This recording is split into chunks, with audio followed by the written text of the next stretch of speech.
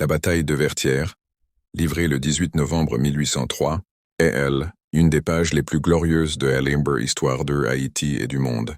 Ce jour-là, les troupes indigènes dirigées par Jean-Jacques Dessalines, assistées de héros tels que Capoise-Lamor, Gabard, Geffrard et tant d'autres, affrontèrent l'armée française commandée par le général Rochambeau dans un combat décisif pour la liberté.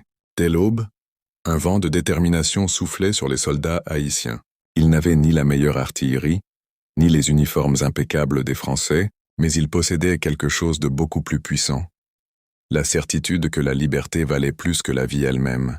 Leurs cris de guerre résonnaient comme un chant sacré rebondissant sur les montagnes du Nord. L'épisode le plus marquant fut celui de Capois-la-Mort. Sous une pluie de balles, son cheval abattu, il se releva couvert de poussière et cria « En avant! En avant !»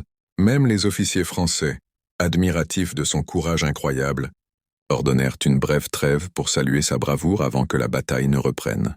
À la fin de la journée, épuisés mais invincibles, les soldats haïtiens repoussèrent définitivement les forces coloniales. La victoire de Vertières ne fut pas seulement un triomphe militaire. Elle fut une déclaration au monde entier. Un peuple réduit en esclavage peut se lever, combattre et conquérir sa liberté. Moins de 2 mois plus tard, le 1er janvier 1804, Haïti devint la première république noire indépendante, symbole universel de résistance et de dignité humaine.